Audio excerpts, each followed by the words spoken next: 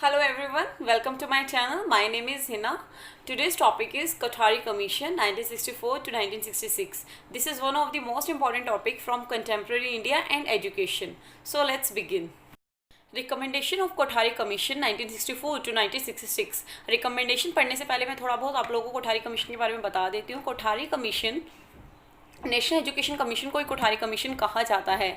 ये जो कमीशन है ये एक एडहॉक का कमीशन के रूप में सेटअप हुआ था. इंडियन गवर्नमेंट ने सेटअप किया था. इसका जो टारगेट था, जो एम था, वो डेवलपमेंट ऑफ एजुकेशन के ऊपर जितने भी एक्सपेक्ट्स हैं उन सब के ऊपर अपना स्ट्रेटजीज और सजेशंस इनको प्रोवाइड करने थे कि हम किस तरीके से डेवलपमेंट ऑफ एजुकेशन जो है वो इंक्रीज़ कर सकते हैं. इस वीडियो से हम एक न्यू ट्रेंड भी फॉलो करने वाले हैं. हम आगे जितने कॉम्पिटिटिव एग्जाम्स में इस टॉपिक से रिलेटेड जो भी क्वेश्चंस पूछे जाते हैं उनको भी वीडियो के साथ साथ डिस्कस करते चलेंगे. तो अभी मेरा आप लोगों से फर्स्ट क्वेश्चन ये है कि आप लोग मुझे बताइए कि जब कोठारी कमीशन को सेटअप किया गया था तो इसकी जो चेयरमैनशिप थी वो किसके हाथ में थी. वीडियो के एंड तक मैं इसका रिप्लाई कर दूँगी. तो लेकिन अभी मैं चाहती हूँ पहले आप लोग उसका कॉमेंट सेक्शन में मुझे रिप्लाई करें और देखते हैं कि किस किस को ये आंसर आता है. So let's see recommendation of Kothari Commission 1964 to 1966. Kothari Commission fully endorsed the recommendations of three committees. The National Committee on Education for Women headed by Srimati Durgabai Deshmukh. Recommendations by Hansa Mehta committee. Recommendations of Bhakt Sarvaram committee. इन तीनों की ही committees की recommendations को Kothari commission ने अपने suggestions में जो भी उन्होंने दिए थे उसमें एंडोर्स किया था. एंडोर्स का मतलब होता है पूरा उसमें मिलाया था, समर्थन किया था. The Commission suggested strategies and target to achieve and development of women education. Development of women education के लिए भी कमीशन ने बहुत फोकस किया था. इसमें उन्होंने कहा कि जो विमेन हैं उनका जो एनरोलमेंट होना चाहिए स्कूल्स में वो 100% होना चाहिए. जैसे बॉयज़ का एनरोलमेंट स्कूल में 100% है वैसे ही गर्ल्स का एनरोलमेंट भी स्कूल में 100% होना चाहिए. और गर्ल्स को जो है वो कुछ एजुकेशन फैसिलिटीज़ भी मिलनी चाहिए स्पेशली, जिससे कि वो लोग ईजिली अपनी जो स्टडीज़ हैं वो कंटिन्यू कर पाएँ.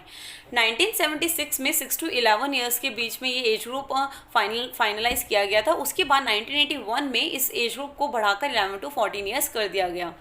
The Commission states that overall objective should be to provide the educational facilities to boys and girls to aim 100% girls enrollment in the age group of 6 to 11 years by 1976 and in the age group 11 to 14 by 1981. अब हम Kothari commission की recommendations पर एक नज़र डाल लेते हैं कि उन्होंने अपने सजेशंस में कौन कौन से पॉइंट्स को जो है एम्फसाइज़ किया था और उसके ऊपर फोकस किया था. सो हमारा फर्स्ट पॉइंट है education of girls eight primary stage. The education of girls should be given special attention for the fulfilment of constitutional directive. Constitutional directive संवैधानिक निर्देशों में गर्ल्स की एजुकेशन पर पूरा फोकस किया था जिससे कि जो कॉन्स्टिट्यूशनल डायरेक्टिव हैं वो उनको फुलफिल किया जा सके. Next point is education of girls at secondary stage. At this stage, efforts should be made to accelerate and expand girls' education. Emphasis should be placed for establishing separate schools for girls. इसमें girls के लिए separate schools के ऊपर बात किया गया था, focus किया गया था कि गर्ल्स के लिए सेपरेट स्कूल्स का कंस्ट्रक्शन होना चाहिए. Third point is condense courses के बारे में बात की गई है. कंडेंस कोर्सेज़ के बारे में सेंट्रल सोशल वेलफेयर बोर्ड जो था वो भी पहले ही इसके ऊपर बात कर चुका था. उन्होंने अपनी एक स्कीम निकाली थी जिसमें अडल्ट वुमेन को जो है वो अपने जो एजुकेशन को है वो कंप्लीट कर पाए और उनकी जो स्कीम थी उसको बहुत ज़्यादा सक्सेस भी मिली थी. Next point is improvement programmes.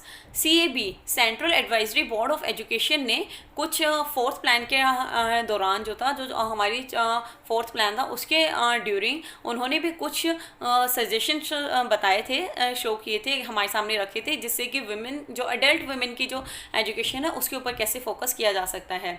सो उन्होंने बोला था कि टीचर्स क्वार्टर्स बनने चाहिए अलग से, construction of teacher quarters, rural allowance for women mother teachers, जो टीचर्स के लिए रूरल अलाउंस मिलने चाहिए, ग्रामीण सुविधाएं मिलनी चाहिए, प्रोविजन ऑफ स्कूल मदर्स के लिए भी सारे प्रावधान अलग से बनाने चाहिए, construction of sanitary blocks, providing school uniforms and mid day meals, और स्कूल यूनिफॉर्म और मिड डे मील्स की भी सुविधा होनी चाहिए. नेक्स्ट वन इज़ कॉन्टिन्यूशन और डिस्टेंस क्लासेस की भी बात की गई. उन्होंने बोला कि जो डिस्टेंस क्लासेस होंगी ये वैसे ही होंगी जैसे रेगुलर क्लासेस होती हैं, बट जो इनका टाइम पीरियड होगा, जो इनकी ड्यूरेशन होगी वो थोड़ी बड़ी होगी, लॉन्गर होगी rather than regular classes.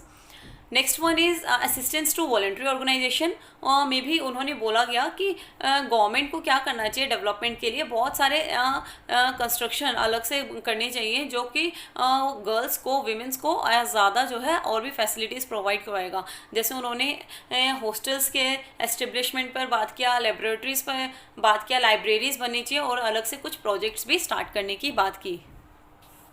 Now let's talk about remedial measures for improving the literacy level of women in India. Bharat में महिलाओं के शिक्षा का स्तर बढ़ाने के लिए क्या रेमेडियल मेजर्स किए गए, उपचारी उपाय क्या किए गए। इसमें बोला गया, सबसे फर्स्ट पॉइंट जो था उसमें बोला गया मिनिस्ट्री ऑफ एजुकेशन के द्वारा कि सेंट्रल और स्टेट गवर्नमेंट दोनों को ये ध्यान रखना होगा कि ज़ीरो ड्रॉप आउट होना चाहिए गर्ल्स के बीच में। रूरल और ट्राइबल एरियाज़ में क्या होता है, गर्ल्स एजुकेशन कंप्लीट नहीं हो पाती और वो बीच में ही स्कूल को ड्रॉप आउट कर देते हैं।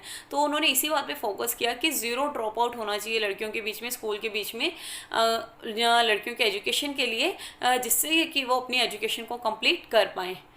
Next point is mid day meal scheme. Mid day meal scheme की बात की गई कि फ्री यूनिफॉर्म और फ्री चार्ज जो है वो प्रोवाइड करवाया जाएगा फीमेल्स को, जब जो भी ज़्यादा नीडी और डिज़र्विंग हैं उन पर, उनको सब जो है वो फ्री करवाया जाएगा। फ्री यूनिफॉर्म, फ्री बुक्स होगा और फ्री चार्ज होगा, कोई फ़ीस नहीं होगी। Social education for adult women, इसके लिए भी बहुत से, मतलब गर्ल्स एजुकेशन में बोला कि जो अडल्ट वुमेन्स हैं उसमें भी बहुत इश्यूज आते हैं, उनको कैसे, किस तरीके से एजुकेट किया जाए। तो इसके लिए भी बहुत सारी प्रॉब्लम्स का सॉल्यूशन निकाला गया। उनके लिए स्पेशल knitting, स्विंग, हैंडीक्राफ्ट्स के प्रोजेक्ट स्टार्ट करवाए गए कि वो सिलाई बुनाई कर सकती हैं। और लोगों का एटीट्यूड भी चेंज किया गया एजुकेशन के थ्रू। सबसे मेन मोटिव तो यही था कि हमें फैमिली प्लानिंग, कम्युनिटी लिविंग में, कास्ट में, कि किस तरीके से लोगों के जो बिहेवियर्स हैं, एटीट्यूड्स हैं, उनमें एक न्यू चेंज लाना है। लोगों को किस तरीके से एजुकेशन के थ्रू इतना अवेयर करना है कि वो चीज़ों को समझ पाएँ। Next is adequate incentives to girl students. Adequate incentives भी, पर्याप्त प्रोत्साहन भी दिया जाने लगा गर्ल स्टूडेंट्स को। 8th प्लान में जो स्कॉलरशिप्स थी उसको डबल कर दिया गया। The allowance of the school mother should be enhanced so that qualified women may be attracted to take up the work. और क्वालिफाइड वुमेन जो हैं वो काम पर आ सकें और पढ़ा सकें, इसके लिए उन्हें अलग से जो है, अलग से अलाउंसेस दिए गए। गर्ल्स हॉस्टल के लिए एक लार्ज बजट को भी एलोकेट करने की बात की गई थी। उसके बाद हमारा ये लास्ट पॉइंट है करिकुलम। करिकुलम में भी उन्होंने बोला कि करिकुलम भी इतना फ्लेक्सिबल होना चाहिए कि कोई भी बॉयज़ और गर्ल्स के बीच में डिफ्रेंशिएशन नहीं होना चाहिए। इवन होम इकोनॉमिक्स को भी फोकस किया जाना चाहिए, होम इकोनॉमिक्स पर भी, कि किस तरीके से जो हमारी होम इकोनॉमिक्स अगर ठीक होगी तभी जो गर्ल्स हैं वो भी आगे आकर पढ़ पाएंगी। और उन्होंने बोला कि जो हमारा करिकुलम है वो इतना फ्लेक्सिबल होगा, वो टीचिंग के साथ साथ म्यूज़िक, आर्ट्स, इन सब के इन सब के जो असिस्टेंट्स हैं इनको भी प्रोवाइड करवाएगा, जिससे कि वो उन्हें एक प्लेटफॉर्म मिल पाए और वो अपने टैलेंट को, अपने आप को एक्सप्लोर कर पाएँ। So thank you for watching this video. And yes, मेरे को वो आंसर देना था। तो जब कोठारी कमीशन का सेटअप किया गया तो उनके जो चेयरमैनशिप जो थी वो किनके हाथ में थी, वो दौलत सिंह कोठारी के हाथ में थी। हाँ, तो आगे ही हम ऐसे ही और वीडियोस लाते रहेंगे। सो प्लीज़, अगर आप लोगों को मेरी वीडियो पसंद आई है तो चैनल को सब्सक्राइब करना मत भूलिएगा। All the best and take care.